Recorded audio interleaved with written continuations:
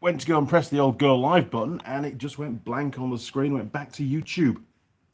Very strange. Looks like we are live now. Let me know if you can hear me okay. Oh, it's been a busy week, I tell you that. Right, YouTube, you're going to catch up? Yes, there we go, look.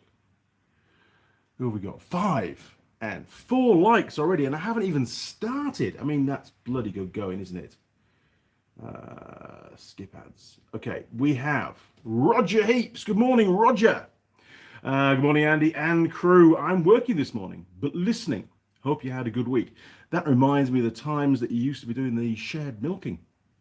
You were usually working on a Sunday morning. Reminiscing, eh? Simon Roll. Good morning, Andy and crew. Good morning, Simon, to a very hot and sticky New Zealand. Last night, it was 22 degrees C with a 90% humidity. It was just horrible. Didn't get a lot of sleep. Mrs. Mechanic kept complaining that I was sweating all the time. And I mean, what do you do? It's just the way it is, isn't it? I'm a Yorkshire, you know. I'm not used to those kind of temperatures at night time. Normally there's a frost. Connor K. Good morning, Andy and crew. Just returned home from inflicted agony. What the hell? I went to IKEA on a Saturday. Never again. I must admit, I've never been to IKEA. Seen the adverts, and don't really want to go there. We do have the odd IKEA store here in New Zealand, I believe, but nah, no interest to me whatsoever. Pete, hi Andy and crew. How was your week? And what is today's pie? Great segue. Thank you, Pete. I've actually done a little sheet trying to remind myself, because it really has been quite a blur this last week. After the last live stream, last Sunday morning, basically me and Mrs. Mechanic worked all day, and we got all of the drilling done, which is over here. I'll show you in a second. All of the drilling done, bar the large plates. It's all pretty easy stuff, you know, drilling, clean up, that kind of stuff. But it did take us all day. But Mrs. Mechanic is super efficient. And the reason why you've got a different view today is her pillar drill is still up at the end of the bench, so I can't sit there anymore for now. But to be fair, it could probably come down, but I've just been too lazy. Monday was a bank holiday here in New Zealand, from memory. I think it was. And on Monday, what did I do on Monday? I finished off an ROV. That 6-seater that had to go back, needed to be done. Everything went to plan apart from one more. So the 4th out of 6 seat belts failed, and I only had 3 new ones in stock. So I had to deliver it with a failed seat belt. Unfortunately, so I may have to go back and replace that. We have got, they are in stock, fortunately, in New Zealand. So I might have to go back and replace that one evening. It should be replaced, really, but it just goes to show. I mean, this machine has been on their fleet for 4.5 years, and it's cost them a ton of money to get it into a usable state, together with all the welding of the tray and everything. Yeah, a significant sized invoice, and actually it hasn't finished yet, because there's going to be another invoice for another seatbelt. I had a long discussion with one of the chairmen there, or one of the board people, and explained that this must never happen again. You need to turn these things over much quicker. So anyway, that was Monday. Tuesday was spent going up to Auckland, collecting some stuff, delivering that ROV, and picking up another one, which is now here, which I'm well into them, probably just over halfway on the servicing. And that machine from a different surf club, I won't name the surf club, from a different surf club, was brand new in December, and it was massively overdue its first service, which is due at 20 hours. First service, get the old mineral oil out of the engine, and it done 77 hours, 1,100 kilometers instead of 320. So imagine what the oil looked like. Yeah, not ideal, to be perfectly honest, Mr. Surf Club. But anyway, I think it'll be okay for a while. Anyway, Wednesday, Thursday, I was just sat at a desk, boring as boring can be, trying to crank through all my admin work, trying to catch up with from being away. Friday, more admin work, more meetings, unfortunately. You know, that's my day job, it's what I do. And then the evening was spent, quite a long evening actually, was spent finishing off, or doing all the large plates for that kit, all the countersinks. Took a long time actually, but I remember I had problems with the first batch. Sometimes the countersink would go off center. And I think whoever mentioned it is right. The steel had gone hard because of the laser cutting. It hardened up half of the hull, so to speak. And, you know, of course, the countersink bit wants to go off to the easy stuff, doesn't it? This time around, I used 2 bits. I did 240 countersinks using the first new countersink bit, and it just started to seem to struggle a bit. So I thought, right, and that was without any kind of lube, nothing, just dry cuts. There's very mixed information on the internet about whether you should use lube or not when you're doing countersinking or cutting oil. So with the second countersink bit that I had in stock, I used that Forge foamy stuff, and that did the remaining 360, and it's still sharp.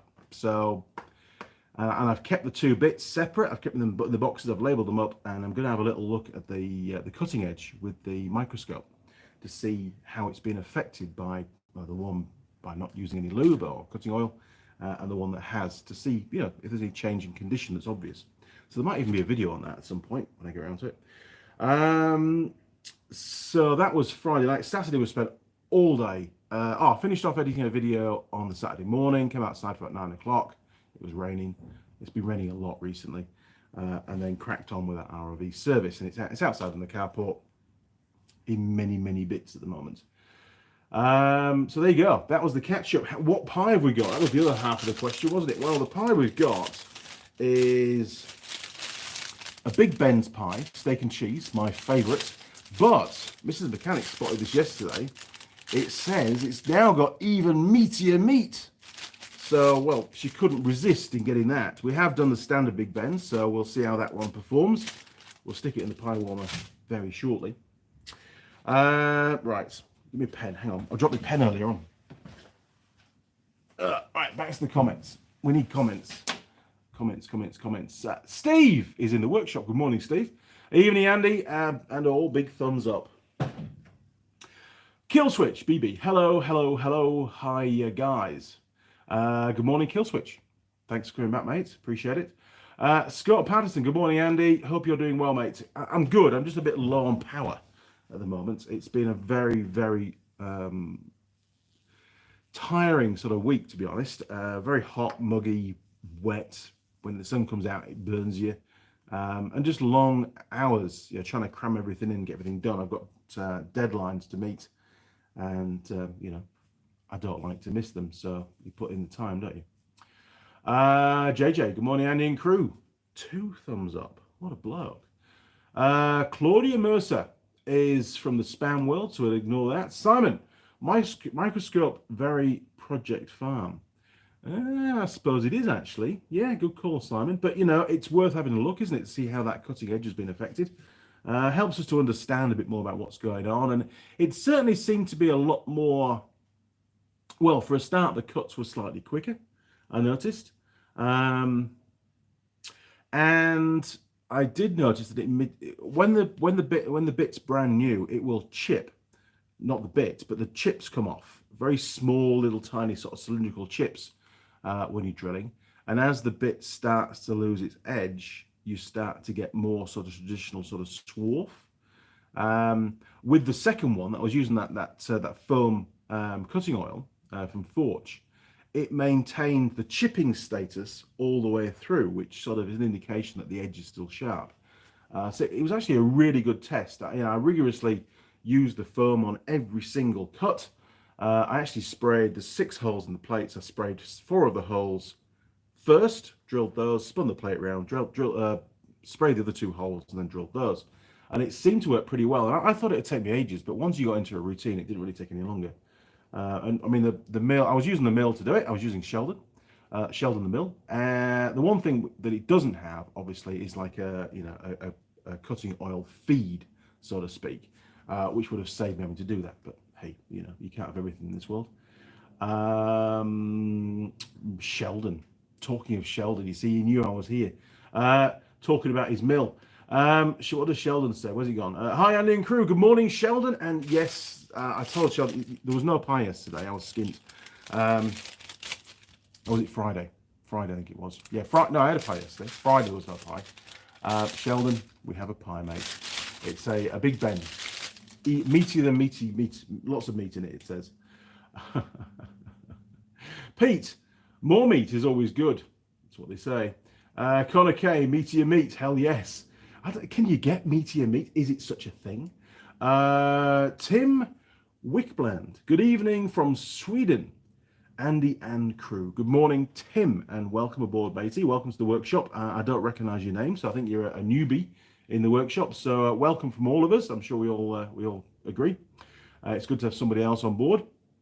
You'll find it's quite a small niche viewing audience for these live streams, which is fine. I don't mind at all.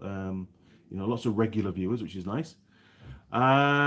Kill Switch BB, refresh the old energy cells with a few ice cold ciders. I tried that pretty much. It was beers during the week, and then we ran out of beer. And then Mrs. Mechanic went yesterday to get some ciders, and we've already polished off half the box of ciders. So I gave it a really good go last night. Has it helped? Maybe a little bit. Maybe it's helped a little. Maybe I need more. That could be the answer. Scott Patterson, you'll be happy to know I got my 250 all sorted. Well done, matey. Put the stock airbox back on, carbs back to the previous settings from my last dyno tune. All is well again.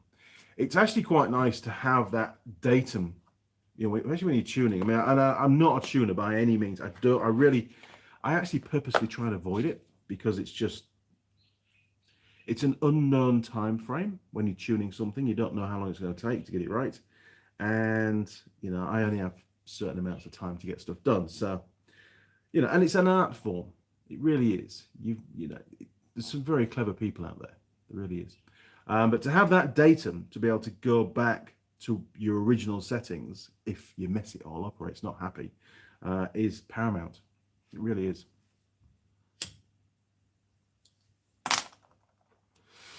Good job, Scott. Well done. Simon, have you got a scrap plate you anneal around the hole to put the hardened steel theory to the test? That's a good point, Simon. I do have 2 or 3 sort of prototype plates kicking around that may not be drilled. I'll have to check, actually. If not, I can just mock one up out of some 6mm plates. Not a biggie. But good call, Simon. That would sort of certainly give the video a bit more depth, wouldn't it? Because that was an issue.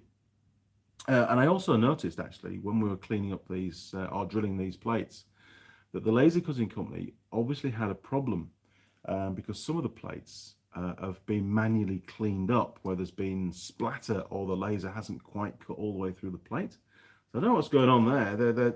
I've seen lots of stuff that they've cut and it's normally really, really clean and tidy. But there's probably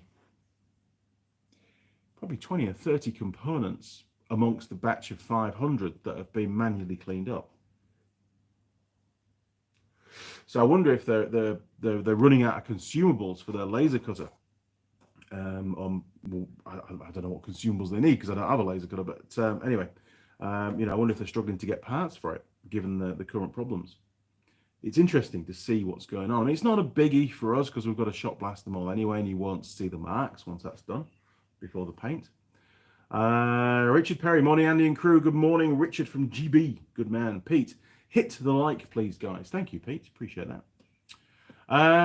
Right, let's go and stick the pie in the pie warmer. So here we go. This is what we've got. Those that have just joined us. We've got 29 now, so people are jumping on board pretty quick. Big Ben steak and cheese, which we've already done. This obviously is the classic, but it has an additional label on it. It's been revised. Maybe they've listened to my my live stream covering it. Now with Meatier Meat. Yes, Meatier Meat. Okay, we're going in. Well, we're not going in. We're going to open it up. Going in is when we start to eat the pie, isn't it? Okay, there we go. Look, to camera, Andy. To camera. Okay, there we go. This is the pie. So, first of all, the lid. Not bad, actually. Sort of semi-brown. Obviously cooked already. It's cold, by the way, we've got to warm it up. The lid, slight compromise just there, look, on the gluing. I nearly said a word that I shouldn't say on YouTube. And the other side is looking very, very good, actually. No cracks or problems with that. So let's head over to the pie warmer and do what we do best. Put the pie in. Right, 3, 2, 1, here we go. Right, as you can see, Mrs. Mechanic's pillar drill on her reduced height workbench, which is that one that I made. It was actually just a shelf, which is really good, actually. I like it. It works very well. In fact, I don't even... You can't put it on the plastic, Andy. Leave the plastic behind. Right. We've done that before, haven't we? Now, I'm a bit wary, actually. I'll explain to you why. Let's turn that on. Let's give him a good warm. Right. Make me happy, pie. I had the table here this morning, having a coffee while I was getting set up. And there was an almighty clatter and a scrat all the way across. Sorry about the lighting. All the way across the beams, and then it seemed to end over here. This is a bit odd. It's not nothing to do with pies.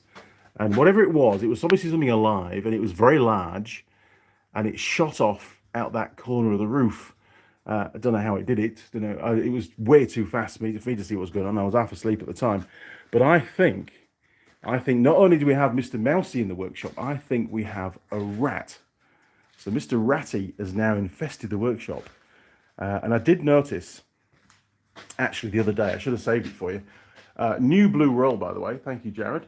On top of the blue roll, so when I've pulled the first sheet down, with some, you'll have to imagine this now, some massive rat footprints on the blue roll. So again, been walking across the beam, and he decided to have probably a little sleep on top of the comfy blue roll. Honestly, it goes on, really. Right, while we're having a wander around, this is where we're at with the batch, this current batch. So these are all done. I always do a few extras. There's basically 100 of these, 102 of these or something. So, yeah, you've seen them before. They're all done, cleaned up. We use the countersinks just to deburr both sides as well, because, we like a nice tidy job. These are all done as well. There's 204 of these, 7mm, 6.8 and 7, and then that's tapped M8. Of course, I think it is in there. Same again, 2 boxes of those because there's too many of them. And then we've got the little right angle brackets, which I think I started off doing these first. They're all done as well, nice cleaned up. No burrs, no nothing. And then we did the plates. Oh man, honestly, it takes ages to do these. These are all sorted out. I did notice some very minor little ridges after doing the countersink on some of them, so I might have to whip round and have a little flap disc session on those. Although possibly the shot blasting cabinet will take that off. So, there's no point in making work for myself if I don't need to. But yeah, they're all done as well. Well done, Mrs. Mechanic. She's worked like a trooper, helping me get all those sorted out. And then there's still, down here, there's still those front suspension braces to finish, which don't look far off, actually. She was telling me we'd done most of it, and I think she's right, because we've done the countersinks, look. I wonder if we've done the threads. Have we threaded it? I don't know. Too far down. Ah, yes, we have. Look, down there, I've done the threads. So those, actually, they're not far off. I'll have to go through, because if they're ready for paint, or ready for shot blasting, that's probably what they're waiting for, actually. Shot blasting. Then we can do them after we've done all of these, and then do all the spraying together. One massive batch of spraying. I can get all those out at the same time, and then I get all my boxes back, because I'm running out of boxes as well, which is a bit of a pain. Right, turning around. 3, 2, 1, boom. There we go. Terrible camera work, Andy. But you can't edit on a live stream. Right, oh, my cigarette's almost burnt out. What the hell? Too much waffling.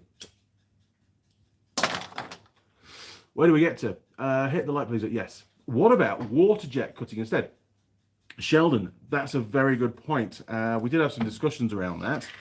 And that actually was one of my thoughts. I had a chat with the guys up at One Stop Cutting Shop. You can Google them if you like. Very, very, very helpful lads up there indeed. And I don't believe it's over expensive what they do either. I mean, laser cutting is expensive full stop because it includes the material. But I had a good chat with him. He says, look, if we do water jet, he said it's not quite as accurate and it doesn't leave quite as tidy a cut. There'll be some cleanup required afterwards. And I absolutely didn't want to be cleaning up 500 pieces.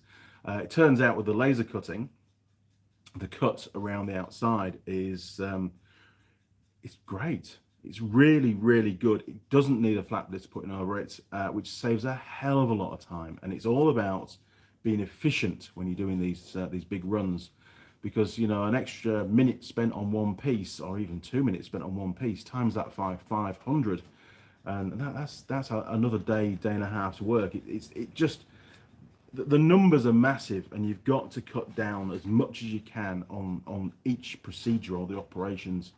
And we've pretty much got it sussed. I think there's going to be another batch of these to do for a 700cc model.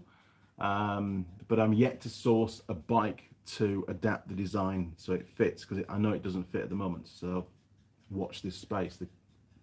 Honestly, I'm a glutton for punishment, aren't I, really?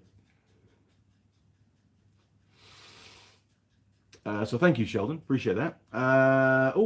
Giot Shiris is also in the world of spam. Thank you for that. Mike's Automotive Diagnostics. Hey, Andy. In the middle of rebuilding a carb on a Chrysler Sunrunner. One of those. 1970s vintage. Nice. I like carbs. Carburetors you can fix at the side of the road sometimes. Fuel injection, not very often. Although, to be fair, fuel injection doesn't usually fail. But, carbs are normally just got a bit of crap in them, haven't they? And you can clean out and away you go. So good on you. Good luck with that. Shouldn't be too hard a job. Have you got you've got a rebuild kit for it, new gaskets and stuff? Roger Heaps. Glutton for punishment. Where did that come from? You must have read my mind. Glutton for punishment. Big Ben's always average. Well, we'll find out. We'll find out. Roger. Hey, Roger, while you're on, can you refresh me on where you got the pie from that I had down at your place? Me and Mrs. Mechanic were looking around. I can get it off the video. It's not a problem. If you stick it in the comments, that'd be helpful, because I'm sure you know. Simon, a rat Marmite needs to pull her socks up. Yeah, honestly, there was a mouse up there yesterday afternoon as well, and it was scratching around, and we got Marmite to tune into it. She's normally quite oblivious to that kind of stuff. And she did, her ears pricked up, and she was listening to what was going on, and she started woofing. She started barking big time. She was telling it to go away and leave Daddy's workshop alone. She thought it was quite cool. So she got a treat for that. Good job, Marmite. But she's not very good at catching mice. She's not quick enough anymore. Brian Moore, good afternoon, all. I'm in. You are. You're in the workshop. Alan Cook. Good morning, Alan. Alan says, hiya, Andy and crew. Good job, Alan. Mike's Automotive Diagnostics. SNO. Oh, SNO. Right. SNO, not Sun. Auto spell check thing, isn't it? Thank you, Mike. Still haven't heard of it, though. JJ, no more food in the workshop apart from the pie reviews. Should stop your little visitors. You're probably right, to be honest. I had a pie yesterday, and it was pretty crumbly, and you end up just sweeping it onto the floor.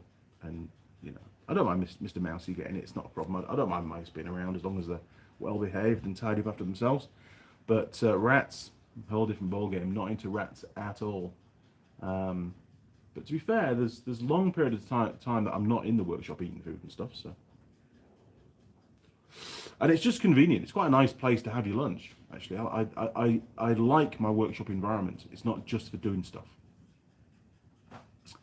But you're right, JJ. You are right. Mike's Automotive Diagnostics. I had to wait for 2 months for the gasket set. I can believe it, Mike. Part supply at the moment is absolutely horrendous, and it's only getting worse. Believe me. I'm sure many of you have experienced that already. Simon, 535 Virago carbs are awesome to clean on the roadside. The float bowls are on the side. I think I remember those, actually. I think I did one of those years ago. Well done, Yamaha. That's excellent. Pete, Andy, remember, no good deed goes unpunished. You can't. Good play on words, mate. I like that. Roger, Clutterbucks, 4 square. There we go. Hang on. I'm going to just take a picture of that before it disappears. Come on, camera. Right, where is he, Roger? Boom. Got it, Roger. Thank you. Mike's Osmo Diagnostics. It looks like a scooter with a track made for snow. Oh, right. Ski instead of a front wheel and a track at the rear. That sounds bloody awesome. Oh, good luck with that. Journey Sosa has also joined the Life of Spam. Thank you, Journey. Sheldon, interesting. I've had brake rotors, water jet cut, very clean cut and finish. But if the plate is thick, the cut does taper. Yes, that was something else he meant. You jogged my memory now, Sheldon. Thank you. He did say that the cut does taper. Well, we're only cutting 6mm. It's not horrific, and it wouldn't be an issue. But hey, the laser cutting works just fine. I'm quite happy with it. I'm not going to start playing around with stuff. But no, good point. Thank you. Bruce Cleaver, morning, Andy and crew. Got the SEN a ferret. Oh, sorry. Get that. A ferret. Get a ferret for the rat. Oh, I don't want to own a ferret. That's a real Yorkshire thing to own, is that, isn't it? Ferret. Nah, I couldn't be doing ferrets. And actually, I don't think we have ferrets legally in New Zealand. I don't think they exist here. So that will be a real problem. No doubt probably why there's so many rats around. Kill Switch. I'm in the aftermarket car parts game, and supply of just about anything popular is absolutely beep, beep, beep. It is. I'm finding now from the feedback that I'm getting from the industry here in New Zealand that a lot of the consumables are running out. Yeah, and obviously special order parts, you know, all the stuff that you need for normal repairs, other than consumables, is also, a lot of it's on back order. The back order lines are massively increasing at the moment. It is a real problem, and it causes a lot of friction with customers as well, because, you know, they want the vehicle back. And sometimes they don't really appreciate just how bad things are, because it's not, it's the whole supply chain that's been affected. It's right from the factory making the part. They might be down to limited production, for example. Then you've got all the shipping in between, you know, just getting it for stuff, for example, out of the States. It's difficult to get it into a container. It's difficult to get it shipped or get the container on a ship. The ship's often delayed. There's delays at the ports. It's just a compound problem. It really is. And there's no simple solution. We're just at the mercy of the whole system at the moment. You know, we're constantly trying to I am trying to come up with different ideas for shortcuts, although, you know, throwing money at things isn't a long-term solution, but it can sometimes solve problems where you pay for a much more expensive method of freight. But you can't do that forever.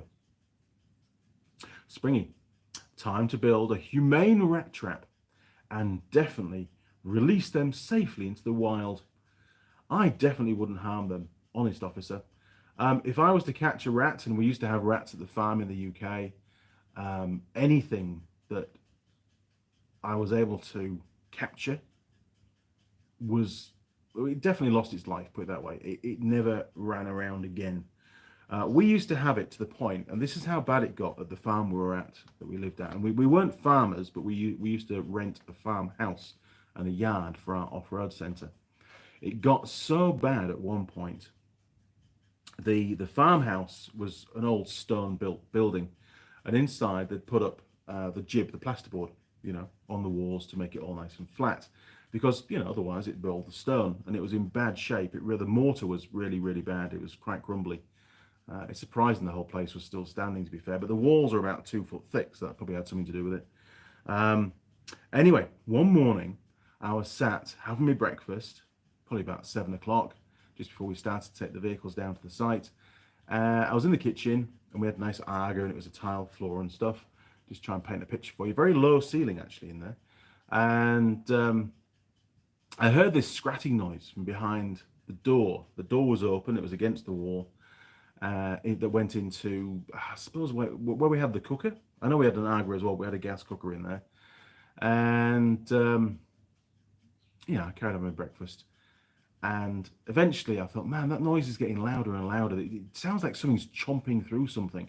So I pulled the door back to close the door, and there was a rat's head poking through the plasterboard, and he was busy nibbling away at the plasterboard to make a hole big enough for him to escape through. And when he saw me, he just legged it. He came towards me, very aggressive little rat he was, came towards me, jumped through the hole, and then he ran across the kitchen floor. I couldn't believe it. It's just unreal. And so we had, in fact, me and Ben, what we did was we drilled holes in the plasterboard and we backfilled it with concrete, just layer at a time so it didn't blow the plasterboard out. So yeah, that's how we sort of stopped them getting into that part of the house. But yeah, major problem, to be honest. Not very nice at all. Not very nice for kids to grow up in either. Pete, a good rat is a dead rat. Yeah, I can show that, Pete. There's nothing wrong with that. A good rat is a dead rat. It sure is. Unless it's somebody's pet rat, I suppose, but I don't want to go down that route. Not a fan of rats at all. Doesn't matter what kind of rat they are. Bruce Cleaver, RE Customs getting arsey if it's the I want it now culture as well as the shortages. It is. I think the I want it now culture has slightly waned a bit because they don't have a choice. Some customers do seem to understand the situation. Others just seem still oblivious to what's going on. And not really planning ahead, I mean, for a farmer now, if their quad bike fails and they have to wait for parts, in the past it'd be 2 to 3 weeks if it had to, come out of Japan or the States or wherever.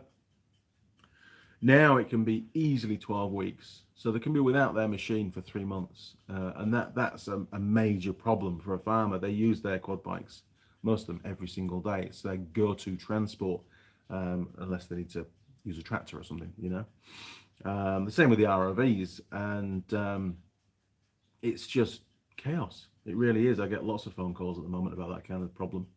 And trying to find alternative ways of getting the vehicle repaired and helping the dealer to sort it out. It's very, very difficult. But there's only so much you can do, to be honest. JJ, also check out the corner where the rat exited. And if there's a hole there, block it up. There's a few holes in this workshop, JJ, and the timbers in that far corner, because the garden, the land outside, it's a retaining wall, is that back wall behind me, and the land does slowly creep up. I have cleared it all away now, but it has regrown again, where those timbers stay quite damp if it's been heavy rain. They don't get a lot of sunshine either, so over the years, 1 or 2 of them have started to rot. I have replaced patched a couple of the holes up already, but believe me, there are a couple of holes into this workshop, and I don't have the time to pull everything out and fix it all, to be honest. Sea Dog 4109. The New Zealand designed Nooski rat and mouse traps are great. They use castrating rings to strangle, choke the vermin. Die within seconds. I like that idea. I like that a lot. I'm going to take a picture of that comment because I could never seem to access these comments after the event. So we'll take a picture of that. There we go. I will explore that because there'll be nothing better than ridding my workshop of this little rat that's turned up. I mean, don't get me wrong, we don't have a problem of lots and lots of rats running around the floor while I'm doing a live stream. It's not that bad yet. But where there's one, there's usually more. I understand. Connor K. The I want it now culture, or the instant gratification generation.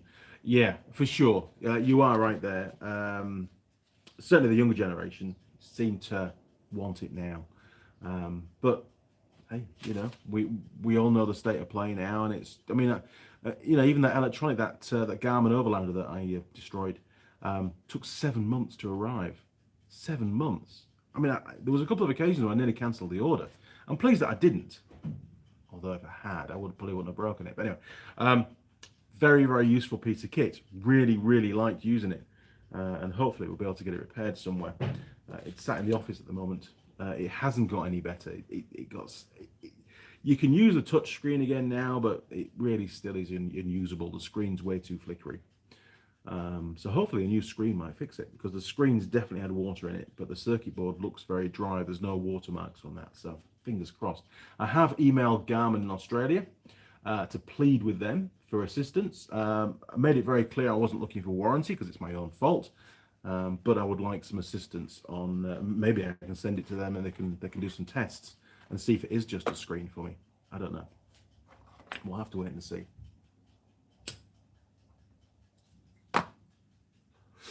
So, Pi has still got about 5 minutes to go plus sitting time. So, quickly run through what my plans are for the next week. And it's a little bit up in the air, to be honest. For the rest of today, I'm going to be flat out getting that RRV finished. It has to be done today. I know it's only a first service, but it really isn't a first service because it's done quite a lot of work. And there's a lot of modifications that I make to these machines, which I can't make during the original build up at head office, that I do at the first service. And one of those is all the calipers get taken off, completely stripped, and the calipers themselves get painted. Because we have problems, with the corrosive environment and the sea, basically, and the salty air. It corrodes the caliper bodies to the point where 2 to 3 years down the line, usually just before they're going to dispose of the machine, the little tiny lip in the casting that holds the dust seal in corrodes away, and then the dust seal pops out at one point, and that then prevents piston retraction. It all gets jammed up. So I found that by cleaning the calipers up and painting them, and then at every service do the same, just give them a fresh lick of paint.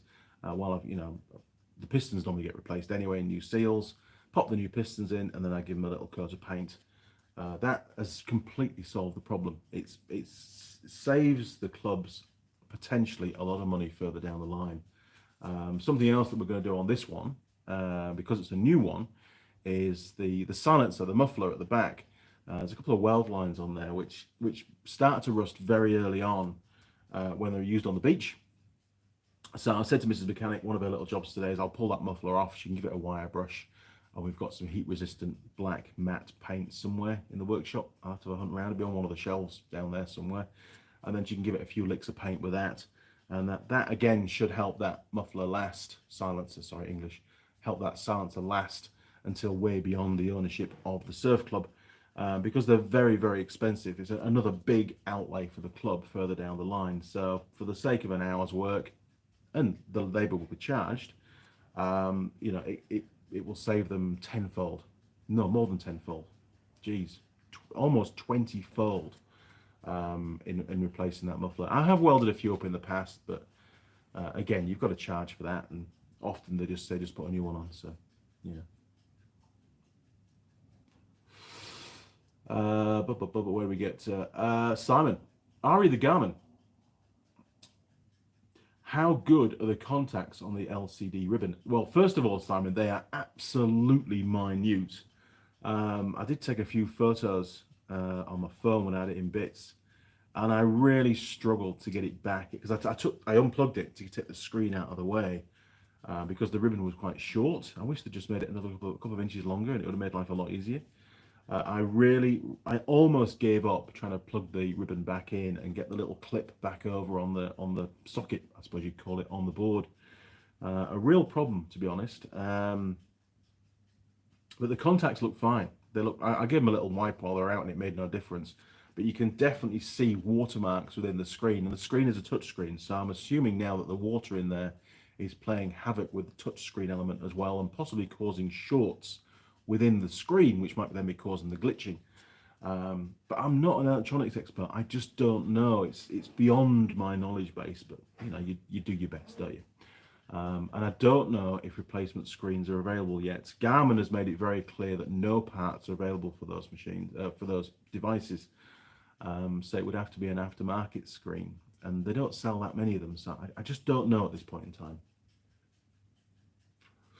It could get too complicated. And I'm sort of hedging my bets on Garmin. Oh, pie's ready. Hedging my bets on Garmin going, hey, we'll fix it for you and we'll charge you something for the replacement screen. That kind of scenario, based on the fact that I want to put that It's been it's in the series of videos that I'm still to edit up of the DR trip, and there was a lot of coverage of that device, so it's going to give them some pretty good promotion of using it, but not on a motorcycle, obviously, because it's not waterproof at all. The good news is it has started talking to me again. Every now and again, it tells me that it's lost the GPS, or it's turned left and head towards a hospital or whatever. It's weird what it's doing, but at least the speaker still works. I thought the speaker would be the first thing to go. If I was to do it again and use it on a bike, I would just tape up the little hole for the speaker, and then it looks pretty waterproof after that. To be honest, there's some really good a really good seal around the main body of it, and even the connectivity, the ports at the side have got a big rubber cover over them, which again you could put some tape over. Or I may even just mount the whole thing inside what I call a click-clack box, something that's got a removable lid, so I can just pop the lid off, use the touch screen, and put the lid back on again when I'm on the bike. That would have solved all the problems. But hey, hindsight is a wonderful thing. CDog4109. Could you also use zinc blocks on calipers as protection like an outboard? That's a very good idea. Don't know.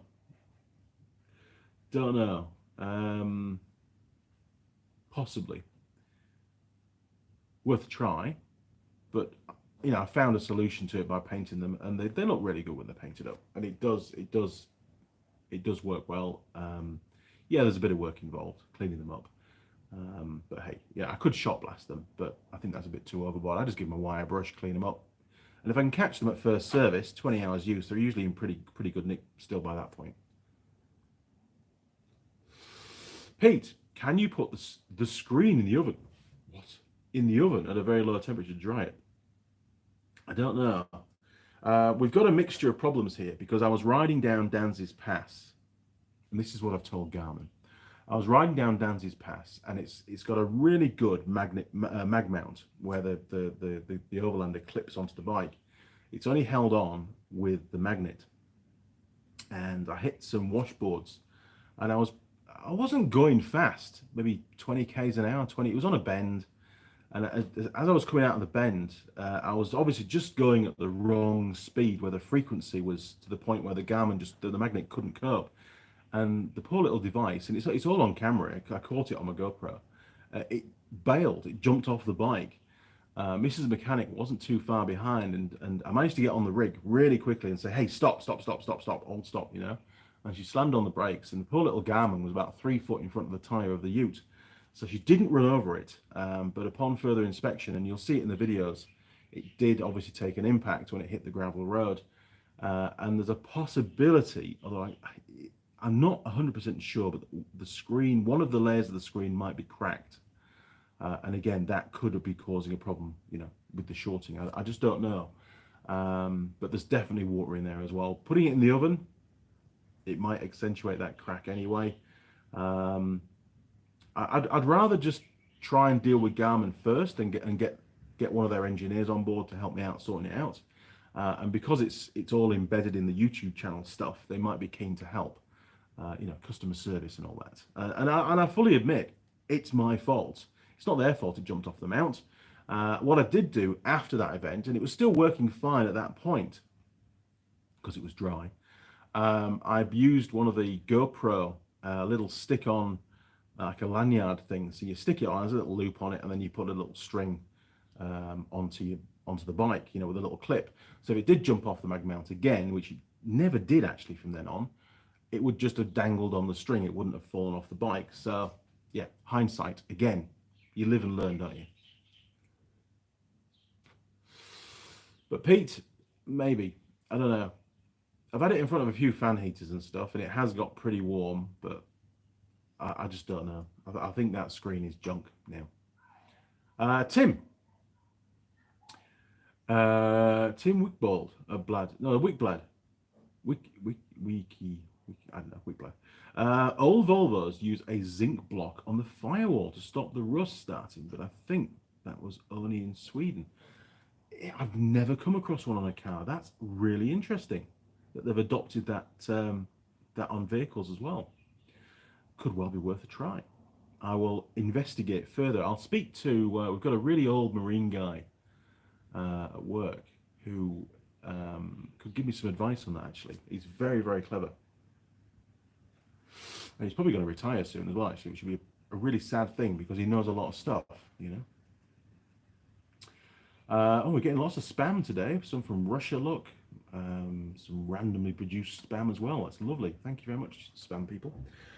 So, next week, very quickly, before we start the pie review, because it's just settling at the moment.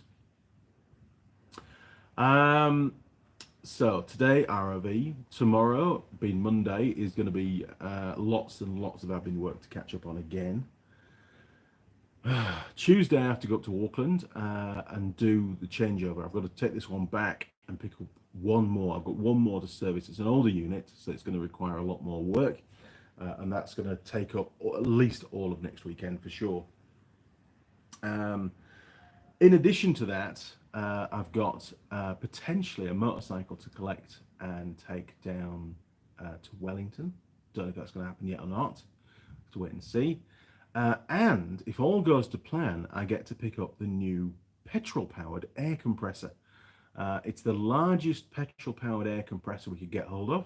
It's not cheap at all. I've had to play around with some finances to be able to afford it, but it looks like things are all lining up for next week. So hopefully get that picked up and all the pipe work and stuff to plumb it into the shop lasting cabinet, which is just there. And I've also got to get a union to fit the shop lasting cabinet because it's got a really large union, a lot bigger than anything I've had in the workshop before. So I'll get them to match all that up while I'm there as well. So hopefully by the middle of next week, Mrs. Mechanic can start shop blasting all this stuff. And at some point, we get it all painted. Maybe I'll even delay actually starting the ROV servicing until the following weekend. I'll just keep it down there for an extra week so we can get the painting done next weekend. Because I've already got the paint. Paint's still here. We got a lot of paint last time round. There's still probably at least 2/3 of it left. So I've got everything I need to get them painted, and that would be great to get those done early because they need to go out. They desperately need to go out. I've got a long list of already allocated kits that need to be sent. Thursday, so Wednesday might be a trip down to Wellington. I've also got some timber to collect en route on the way, well, either on the way there or on the way back. I don't know which yet. Probably on the way there because coming back will probably be in the evening. Which is 2 huge gate posts for the house. They're 12 inches by 12 inches in section and 2.4 meters long. So they're pretty heavy. So I'll be using Trevor the tractor to take them off the trailer for sure and to move them around. Very useful piece of kit is old Trevor. And then later in the week, Thursday, I've got a site visit all day. It's a 6-hour drive return trip. So there's a lot of work involved with that. It's going to be a long day because I need to spend quite a lot of time on site as well. And it's in the wrong direction to Wellington, so I can't tie the two things in together, unfortunately. Friday, don't know yet. Probably admin work as a default, but there might be other stuff coming that I need to deal with. And then Saturday, Sunday, as you know, either an ROV service or on with the painting, depending if the shop blasting's all done by then, or at least some of it's done, so I can start the painting. I don't know. We'll have to wait and see what's going to pan out. John Nuttall. Good morning, John. I bet they're living in the boxes on the top shelf. I hope not. And soon to chew the wiring up there. I hope not as well, because in fact, luckily there is no wiring on that side of the workshop. Everything is central and that side. So there's only one at the moment. I've only heard one so far. Where do we get to? Where is he gone? Oh, there he is. Bless them. Bet next door has disturbed them. Maybe because they moved in only recently. So you could be right. They've got a massive shed that's probably got some rats in it. That could be the hive, couldn't it? Harry Darg, where is Holly? She's surely prettier. She is very pretty, is Holly. She's not here, unfortunately. She's up in Auckland. And I think at the moment, she sent me a message the other day, she's changing jobs. She is, so watch this space. Simon. Ships have anodes, so makes sense, yes, but the ROV are not in the water all the time, so electrolysis may be a small factor of it. I think you're right, and they do try very much not to put them in the water when they're launching the boats and things. So yeah, you could be right there, Simon. I'm gonna have to speak to the man that knows at work, have a chat with him, and he might just say, hey, if they're not going to go in the water on a regular basis, there's no point. I think it's more to do with the salty air in the environment, to be fair, and they very rarely wash them off, and if they do, they really don't wash the brakes off. Mike's Automotive Diagnostics. She sure is, Harry. Yep. Simon Roll, ships. I did read it right. I wasn't going to read the first word because, I know what how you talk, Simon, and I knew that word wasn't going to be one that you'd chosen. Harry Darglol. Springy. I've seen anodes on narrowboat hulls, but never thought of them on land vehicles. Me neither. It's a shame Volvo didn't exist now. They were very innovative, but the cost was too high. Volvos are great cars, really, really good cars, well made, and safety was the number one on their brief. They led the way in many safety features that came into cars. Stuff that was standard on their cars was an optional extra on other models, other makes. Connor K, last one before the pie. Connor K, you can buy zinc in all different sizes and different shapes. Many smaller zincs have an attached bolt for simple mounting. We use them all over the ships, not just for the outside hull. Wow, you see, stuff that I just don't know about. That's really cool, Connor. Thank you for that. I will definitely investigate it. Right, thank you. Let's have a wander over and go and grab this pie because I'm getting hungry. 3, 2, 1. Boom. There we go. Right. Terrible camera work, Andy. Sorry, people. Sorry. Right. Having a wander. I must admit, it is really nice to have a completely empty workbench again. Apart from that one, obviously. That's been designated storage zone. And the little lathe, just out of interest, is just sat hiding behind there. Look, you can just see the bed of the lathe. I'll get round to it one day. Jeez, sorry, Ben. Right, pie time. Let's try not to walk too quick. Oh, look at this. Look at this. Wow. Slightly brown, slightly more browning going on. Oh, the underside looks perfect. A lot more cracking now, though, around the top due to thermal expansion. And probably breakdown of the bonding due to the heat.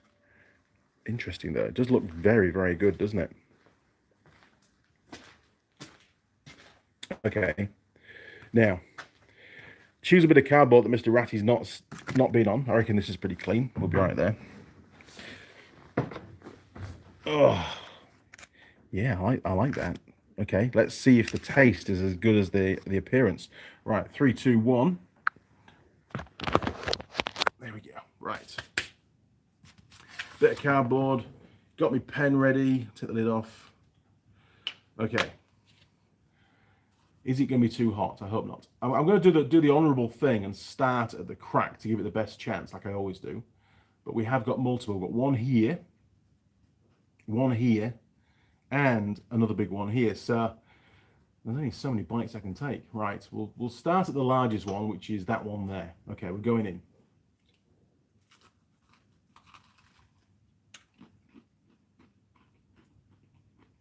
There's a lot of pastry. Look at that. Very, very thick pastry. It is structurally sound, though. There's no movement whatsoever on the pie. At this point in time, it's definitely a one-handed pie without any problems. But that was a lot of pastry, and quite dry pastry as well.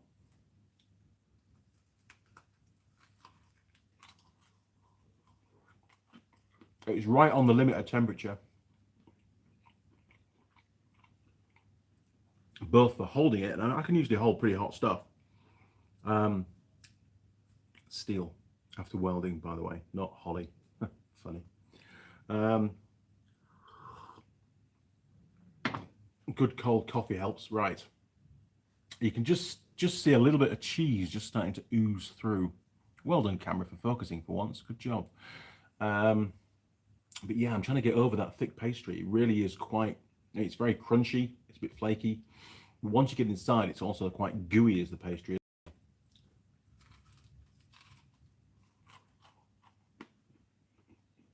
Wow.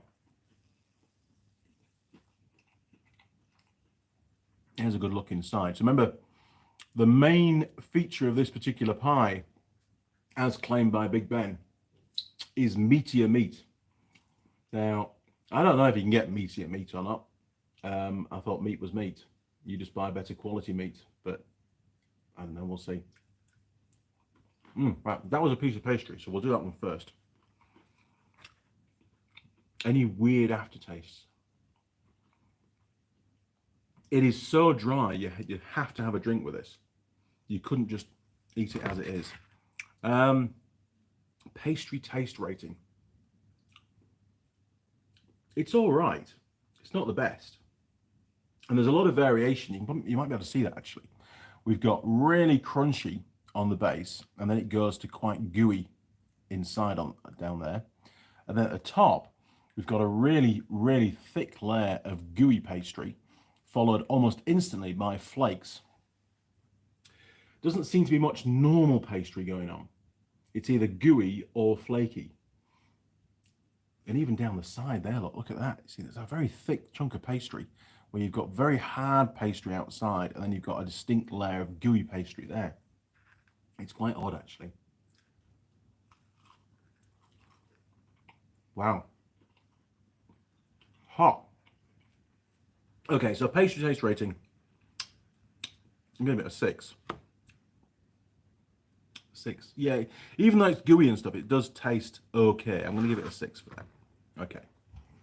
Right, taste stroke flavor overall. Bar the heat. It's all right. I've not come across any large chunks of meat yet, though. So obviously, meatier meat, as their definition, doesn't mean larger chunks of meat, which is weird. Taste doesn't taste as good as one of the Wild Bean Cafe ones, which is sort of benchmark pie for me. I think a 6. Again, another 6. Structure Foley partners. Well, it's doing okay at the moment. It is quite crumbly. We've got the lid's trying to break free in most places, to be fair. I had a pie yesterday that just fell apart on me, which wasn't good. Structure Foley partners. It's doing okay at the moment. I'm going to give it an 8, I think, for now. So not the best score, but I mean, we did see a few cracks and bits and pieces going on. And Foley partners, you know, if I hadn't implemented such good management of the pie, we'd have had some, some big chunks of crumbs on the pastry on the bench.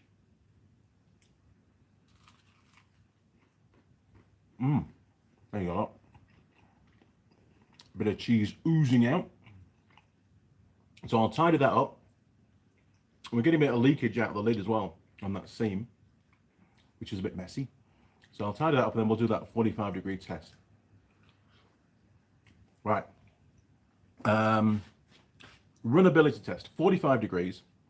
Let's see what, oh, look at that. You see, we've got movement here, look. I don't want it to hit the bench because that's a waste. Okay, runnability. It's not great. It's not great. If you're on the phone, you're not really taking account of what's going on. That cheese is quite fluid, and I think it's acting, to help. And there's no big chunks yet, which makes it even worse. When you've got small bits of meat and lots of gravy, and the cheese in there, it's a lot more fluid. Whereas the runnability test, 5, 4, 5. It's not horrific. Now, meat quality, Meatier Meat. Let's keep going. Still very small pieces of meat. Sorry to say. It is still very hot though. So if I just lift the lid up a little bit for you, you can see in there there's no large chunks of meat yet. They might be down the bottom, who knows? We're always can review the numbers. Wow. I think we're reaching the hottest part of the pie now. Thermal retention's pretty good. That should be a category. Maybe I'm going to bring that in at some point, but then we might have to start a new list. Start over again. Don't know. Meat quality. There's a lot of small pieces. It doesn't taste bad, but it tastes very gravy-y. I'm going to give it a, I don't know, maybe a 6. I think that's been generous based on the other pies that we've had, you know. Pie to crust ratio. Well, like I said before, there is a hell of a lot of pastry on this thing. So it doesn't score very well because it's all about the delivery of the contents. Nobody really wants to eat nothing but pastry. 4, I think. I think 4. Looked a nice big pie, but in reality, the volume of contents is quite low. Availability logistics. Well, Big Ben you can get at supermarkets. You can get from a lot of the dairies. I don't think you can buy it online. You can go and look at them online, but you can't buy them online. If you get them from the supermarket, you've got to cook them yourselves. If you get them from the dairy, they're normally pre-cooked, so you can eat them straight away. It's not bad. I mean, they're available most places, or most areas, not most shops. So if you want one, you can seek them out without any problems. Do I go for a 7 or a 6? I think maybe a 7. Big Ben pies are all over the place. Packaging design. We'll just give it a minute to cool down a bit. Packaging design. Well, your standard plastic bag. It's got a bit of a window in there so you can see the contents, which I think is a good factor. You want to be able to see what you're buying, especially when it comes to pies. There's some pretty bad pies out there. Oh, it's got a health star rating. No idea what that means. Of 1.5, which is pretty poor. I'm assuming 5 is the best. More stars, the better. So 1.5 is pretty average. It's not particularly healthy. 170 grams. Lots and lots of information on the back. A lot better than a plastic bag, than a paper bag. It tells you where to go to the website. A bit of background. Big Ben. We've been pie orienteering here in New Zealand since 1969. You'd think you'd be able to make a better pie than this with all that practice. And not to blow our own trumpet or anything, but we reckon our classic pies are pretty good. Well, they are. They're pretty good, but they're not great. In fact, we'd venture to say this will probably be the best pie you eat today. Well, you normally only eat one pie a day, don't you? So that's not much of a claim. You can go onto Instagram, Big Ben Pies. Pie timer. The hell? Right. So a bit of work got into that, and it's also got the additional flappy bit on there to tell you it's even meatier than normal meat, which is complete rubbish. Okay. So spent a bit of time on it. Packaging design, 8. I think they've done okay with that. I'll give them an 8. Recyclable score. Hang on, let's just have another bite. Holy moly. That was hot. Well, it's plastic, and it says put your rubbish in the bin. So it's not recyclable. So they say put it in the bin. I'll give them 1 for putting it in the bin. Well done, people. It's trying to be responsible. Pie server attractiveness. Where did it come from? It came from a local village just down the road.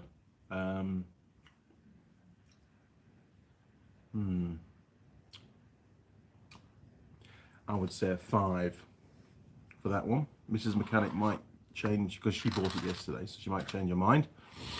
What else have we got left? Still tasty when cold. It's not cold by any means. Post pie heartburn. We've not finished it. Stuff ability score. So we need to crack on and eat the pie. Here's an update. This is what it looks like. Got a bit of a run going on there again. Rescue those. It does seem to ooze quite a bit. Again, no big chunks of meat. We're still on this almost like mince, really.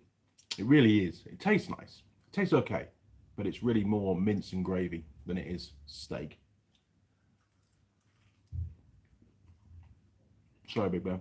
I mean, look, again, huge chunk of gravy oozing out. And this is the danger that pie manufacturers have. If they go for really small chunks of meat and lots of gravy, lots of filler, it can make the pies quite oozy, you know, and that's a big problem if you're driving. Is it still a one-handed pie? I don't think it is. We've had a few points where I've really had to hold the pie and big chunks are about to fall off because of cracks and stuff. I've had to use two hands for it, so it isn't a one-handed pie at all. Wow, another hot bit. Definitely holds the heat really well because of the thick pastry, keeping that heat in.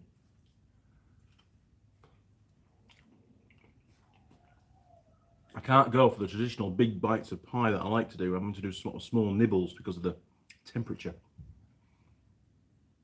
But again, another little look inside before we get down to the bottom. Again, no big chunks of meat. Plenty of cheese. I'll give them that. There's some nice. The cheese tastes pretty good.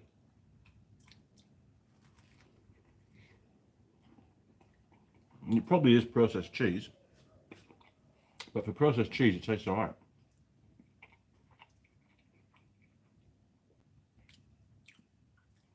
Would it be tasty when cold? It'd be very dry when it's cold, that's for sure.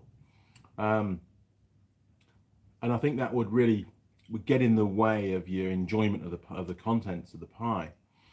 I don't think it'd be that great, to be honest. I'm going to give it a 4 for still tasty when cold. Right, let's keep going because we've got stuffability score and post pie heartburn. Now I have burped at least once already, so we are getting some repeat. Well,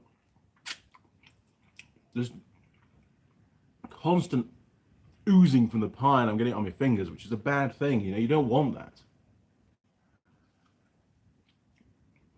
I'm not that impressed by that side of it. So runnability, I'm going to knock down to 4 because I'm constantly having to deal with that overflow from the pie.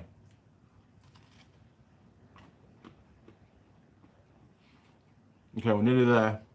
Here you go, update. I always try and keep a really open opinion about these pie surveys, or pieology we call it. You know, take each pie on its own merits, not thinking about the previous pies that Big Ben we've tested. But there is a shit ton of, there's a lot of pastry. I mean, look at that for a section on the pastry. It's just, that's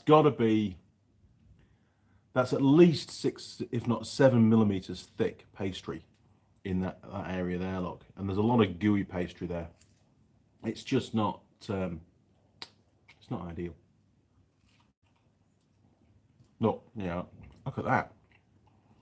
Get round to the lip. And between the side and the top, you've got like 10 mil of pastry. That's just, it's too much.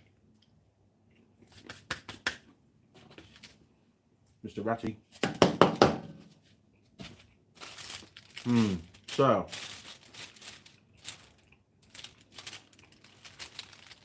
Meatier Meat, absolute rubbish. I was expecting some nice large chunks of steak in there, and there weren't any. It was all little tiny fragments. That's not what I wanted from a pie. So, I'm sorry, people. Post-pie heartburn. Well, at this point in time, I'll give it an 8. Stuffability score. Do I want another one? Well, not really, actually. I don't want another one. I wouldn't buy another one of those. I know what to expect now, and it's not a decent pie. Am I stuffed? Do I want to eat anything else? Not really. No.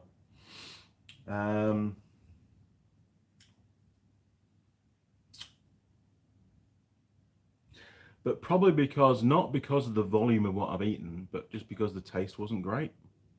You know, overall, the whole experience, it sort of put me off wanting more food. I'm going to give it a 5. I mean, we've had worse. Right, let's tally up and see where this pie from Big Ben, the Meatier Meat pie, goes with the rest of them on the list. So, turning around, 3, 2, 1, boom. There we go. In fact, we're going to need that, aren't we? Okay, right. Okay. Beep, beep, beep, beep, beep, beep, beep. There we go, look. Hopefully you can see all the numbers. Bring it down a little bit for you. So 6 and 8, 14, 18, geez, 24, 28, 35, 41, 45, 53, 54, 62, 67, 73, I believe. 73. Is that right? Check my numbers. I get 73. Okay. Where's my magnetic strip? There we are. So what we're going to call it? Big Ben.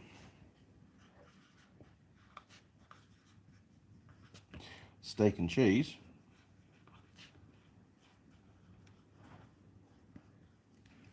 And what do they call it? Meatier Meat, they called it.